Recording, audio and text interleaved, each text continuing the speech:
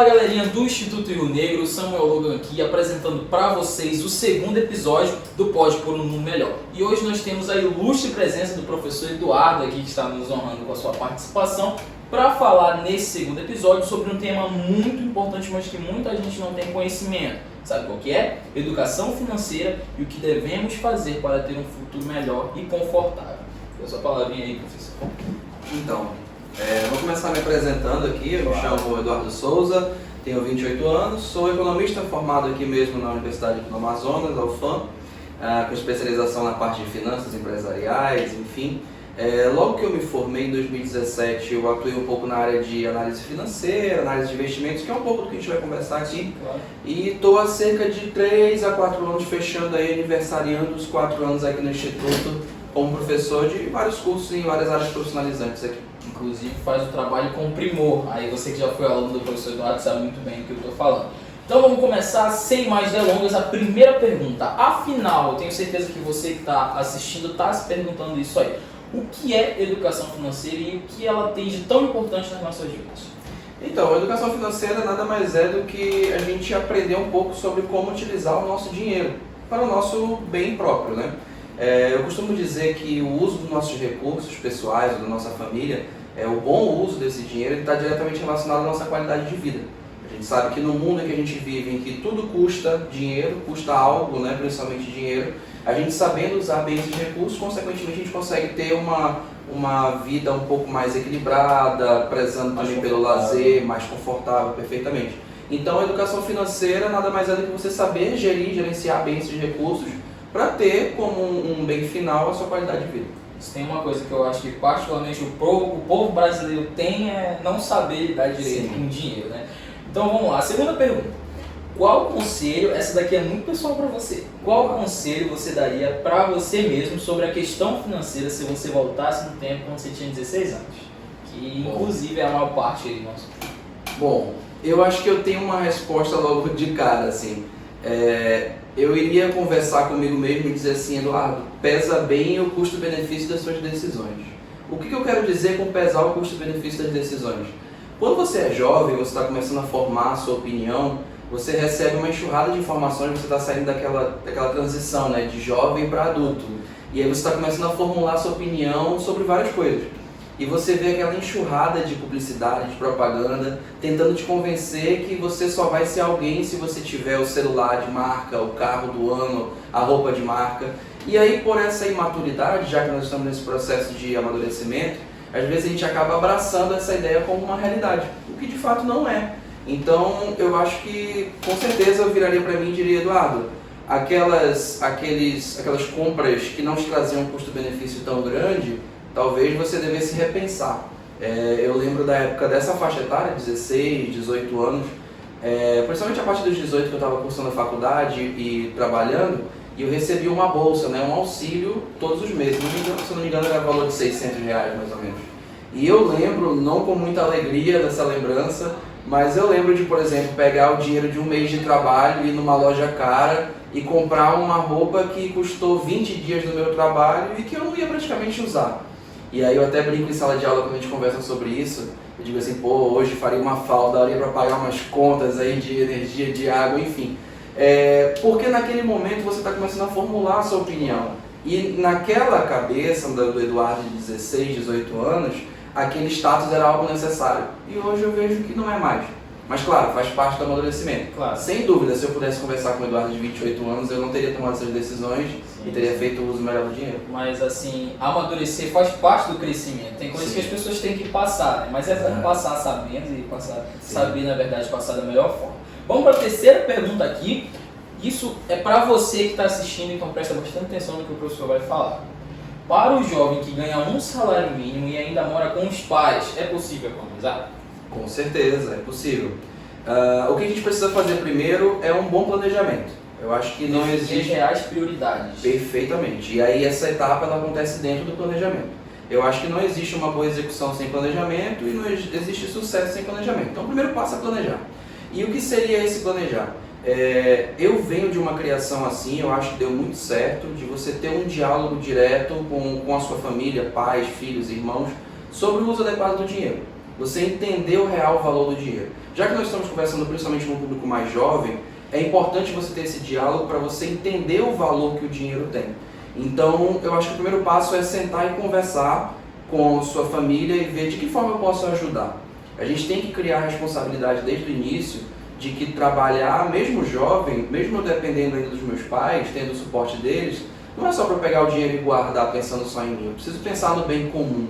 Então, de que forma eu posso ajudar? Essa seria uma boa ideia. Porque a partir daí você começa a amadurecer e entender que não é só ganhar dinheiro, você também tem obrigações a cumprir. As responsabilidades, né? Exatamente. Então, assumir essas responsabilidades desde cedo te amadurece desde cedo. Não só no âmbito financeiro, mas de um modo geral, na sua vida mesmo. Então, o primeiro passo é, como eu posso ajudar? Beleza, eu posso ajudar pagando uma conta, ajudando de alguma forma meus pais, tudo bem. Coloca isso no papel. Quanto eu ganho? Quanto eu vou precisar colaborar para casa? Quanto me sobra? E como eu vou dividir isso? O que eu posso gastar para ir ao cinema? Até qual é o meu limite máximo para comprar roupas, para comprar alguma coisa que eu quero? Mas sempre definir um limite, já que estamos falando de salário mínimo, de 15% a 20% seria o ideal você separar para uma reserva de emergência. O que seria essa reserva de emergência? Como o próprio nome diz, você reservar, você guardar esse valor para situações emergenciais. Claro. Um acidente, uma dívida, um roubo, algo assim. Isso vai te tornar muito mais, vai fazer o seu uso do dinheiro muito mais prudente e vai te deixar muito mais bem preparado para situações emergenciais. Obrigado pela resposta. A gente tem uma quarta perguntinha.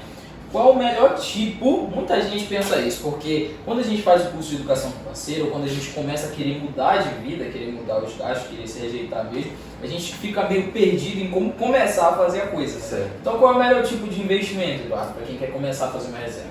Perfeito. Antigamente eu costumava dizer assim, a poupança é um bom primeiro passo. Eu acho que eu ainda concordo de certa forma com isso. Mas existem outras formas de investimento ainda mais seguras e ainda mais rentáveis do que a poupança, que não são tão difundidas assim. E aí eu vou pedir que vocês guardem esse nome para quem estiver interessado. É o investimento em renda fixa. É o Tesouro Direto. Tesouro Direto é como a gente falava antigamente, o investimento nas letras do Tesouro. Hoje em dia a gente chama de Tesouro Direto. O que seria o Tesouro Direto? Eu costumo brincar dizendo que é uma poupança 2.0. Ela vai te trazer um rendimento um pouco maior, com maior segurança, e ela vai te possibilitar também, para quem está fazendo essa reserva de emergência e pode precisar desse dinheiro a qualquer momento, em uma dessas modalidades, conhecida como Tesouro Selic, você consegue investir o seu dinheiro, ele fica rendendo mensalmente, e no momento que você precisar, você pode sacar para resolver qualquer situação que você precisa. Então, hoje ele é mais vantajoso do que a poupança, por quê? Porque ele rende acima da inflação. O que seria a ideia da inflação de forma resumida? Com o passar do tempo, nosso dinheiro perde valor. Se você voltar no tempo, eu quando era criança, eu comprava um Guaraná de 2 litros por R$ 1,70. Hoje em dia esse mesmo Guaraná é R$ 5.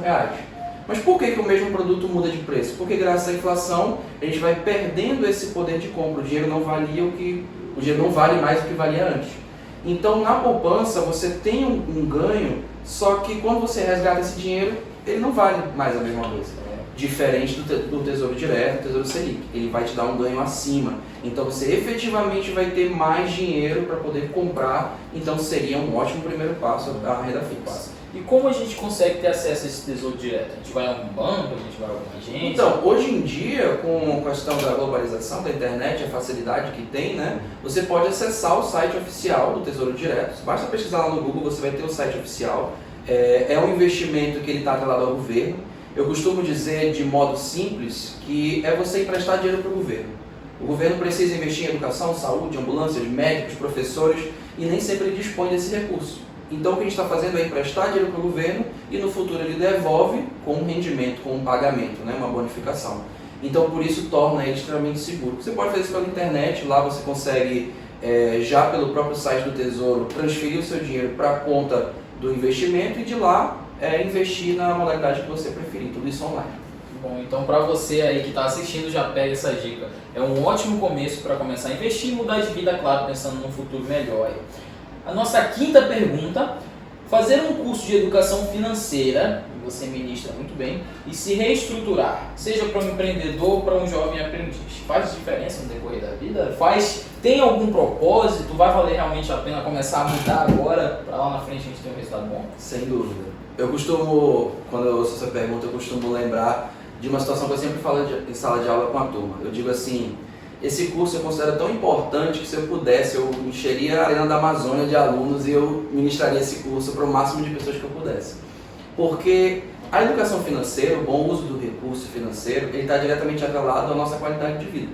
Como eu falei no início, a gente sabe que tudo custa dinheiro e a nossa qualidade de vida está atrelada a isso. Ter um bom carro, morar numa boa casa, ter um bom emprego, enfim, desfrutar de boas experiências requer dinheiro. Então, nada melhor do que saber usar esse dinheiro. O problema é que é uma luta um pouco desproporcional. Você liga a televisão, você abre o Instagram, as redes sociais e tem muita empresa te convencendo a comprar algo. Gaste. Mas não tem ninguém te convencendo a usar melhor o seu dinheiro. Então é uma luta desleal e aí muitas das vezes a gente vai pelo lado do consumo e não de saber usar bem o recurso. Então, sem dúvida, é muito importante você saber usar os recursos financeiros, o seu tempo, a sua força de trabalho da melhor forma possível para poder ter um retorno disso, um lazer, uma qualidade de vida, enfim. Até porque o trabalhador, seja homem, seja mulher, ele é totalmente digno do seu salário, né? E a gente tem mesmo que desfrutar do que a gente ganha, claro, com prudência, sabendo usufruir do nosso dinheiro do jeito certo, sabendo economizar, porque ninguém sabe o dia de amanhã, né? E eu tenho uma última pergunta, que ela é uma pergunta pessoal, eu não sei se alguém deve estar pensando isso também, com certeza alguém está pensando, mas para quem é novo e está vivendo uma vida a dois, é mais fácil, é mais difícil, não é indicado? Bom, vamos lá. Então, eu acho que tudo é relativo, né? Até, enfim, é interessante falar isso, tudo é relativo. Depende de como esse casal vai estar pensando o uso do dinheiro. Aqui vai entrar um pouco do conselho na vida financeira, claro, mas também na vida do casal, né? É importante você ter alguém do seu lado que vai remar no mesmo sentido que você. Vai agregar. Exatamente. E não necessariamente agregar no sentido de, tem que trabalhar. Não, mas agregar de outras formas também é importante. Então você tem que imaginar duas pessoas em um barco. Se os dois estiverem remando no mesmo sentido, você vai ter mais força, você vai chegar mais rápido no seu destino com menos esforço. Agora, se um puxa para o lado e o outro puxa para o outro, aí você não sai do lugar e está gastando energia. Então, o primeiro bom passo é escolher uma boa companhia. Isso aí, sem dúvida. Essa dica ela não é só do financeiro. Todas as áreas da vida, né? Exatamente. Mas, assim, falando do financeiro, sem dúvida, com duas pessoas remando no mesmo sentido, você tem menos esforço e você tem mais benefícios, mais rápido. Então, o que seria o ideal? O diálogo. O diálogo é muito importante. Quais são nossas metas? O que a gente quer alcançar juntos para esse mês, para esse ano, para os próximos 5 anos? A gente consegue trabalhar juntos em prol disso? Os dois vão estar motivados nesse objetivo? Então, perfeito. Então, vamos trabalhar em busca de um mesmo foco e as coisas vão acontecer naturalmente. É uma maravilha receber conselhos de uma pessoa que entende realmente do assunto. Então, Eduardo, a gente chegou no final do nosso segundo episódio do podcast, Por um Mundo Melhor, né? Eu queria muito agradecer a sua presença, obrigado por separar o seu tempo e vir aqui. Eu tenho certeza que, do mesmo jeito que foi bom para vocês, foi bom para mim, porque nessa conversa a gente acaba aprendendo. Eu tenho certeza que tu vai exercitar mais a sua mente. E para você que está assistindo, por favor, segue a gente nas nossas redes sociais e deixa o like, porque semana que vem a gente vai estar com o nosso terceiro episódio do Pod Por um Mundo Melhor. Obrigado e até a próxima.